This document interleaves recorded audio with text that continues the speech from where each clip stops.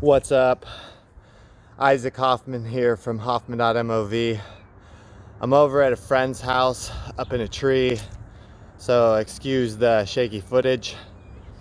I put a rope swing up for his kid some years ago, and I'm just assessing it now for damaged rope. And then once I assess it for damaged rope, I'm also going to raise it up because his kid's swinging on it and hitting his feet as the kid swings on it. So check out this right here. So I put in this rope swing right here, and as you can see, right down here is the tie-in point to the actual swing and seat itself, and that seat is sitting too low to the ground. So what I'm going to do is I'm going to raise it up so that his kid's not hitting his feet when he swings on it because it's super low to the ground. I'm also going to assess it for any rope damage and then redo this knot up here, because if you'll see, it's on a cut off limb that could die, and you don't want to put a swing on a limb that's cut off. So check this out. I got to move it from here to another limb to just reposition it and make it safer. And this is what you want to do when you put up a rope swing. You want to make sure that you have proper maintenance for the rope swing, and you're always taking care of it for the person that you put it up for, because you know, they love their kid and they don't want to see their kid get hurt.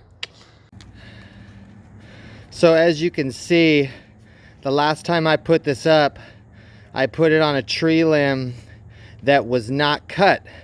Well, unfortunately, it had to be cut, probably because it fell down from a winter storm. So what you want to do is you want to make sure you get up here and you change it to a fresh limb. And it's not an easy job, but it is a beautiful view. Check this out. See Mount Diablo off there? And we are right in the canopy up here in Oakley, California.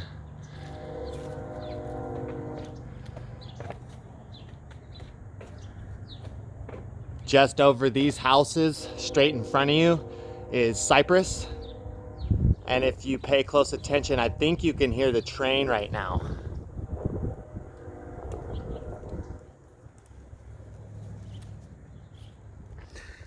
And what I want to do is I want to switch it over to a fresh limb and just probably use that same knot but on a fresh limb. So what I did was I pulled some slack up right here on our end of the swing. I pulled the slack up right here and I tied it off with 2 half hitches right here, and then that will give me some play right here, so I can play with this and undo this, so that when I undo this, the whole swing doesn't fall to the ground. So I've tied this off with a half hitch right here after I brought up some slack.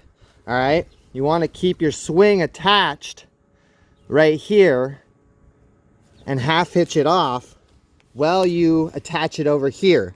This will keep your swing from dropping and you will not be able to get it back. So okay, I got the swing raised up to the position I want it. I had Johnny himself come out here and sit on it and swing and test it, test the height. And so now it's stationary and it is where we want it. And I would use the term stationary very loosely because it's a swing. Haha.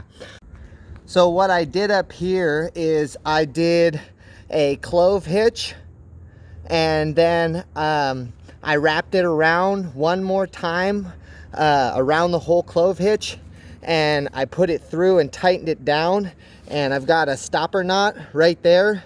That's my stopper knot for the clove hitch, because you always want to do a knot and then you want to back it up too, and to hold this swing on. And this, in my eyes, is all you really need to hold up this swing, okay? And the key things you want to remember is when you come around here to this part of the swing, you want the rope not trapped by a metal carabiner and not trapped by a loop of its own rope, because it will wear the rope out right here, swinging back and forth. You want this rope coming straight off the limb and straight down. That way it swings back and forth on its own power right here and is not impeded by anything that's going to cut the rope. Now, in my eyes, a good rope swing lets you practice how to swing off an actual rope swing into the water. So I put it at a good height so that you can pick your legs up and swing off with your arms just as you would a rope swing on the side of a riverbank, let's say. Check this out.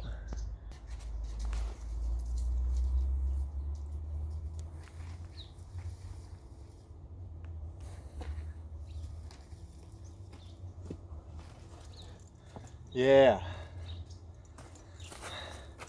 And also, a tip is to make a good stand to swing off of.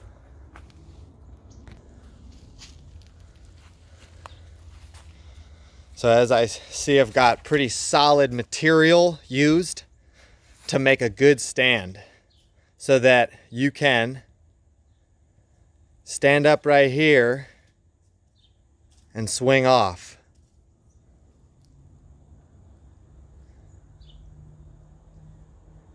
And then come right back to it. So thank you guys for watching. This is my impromptu how to retie a swing and proper swing maintenance. Thanks for following along.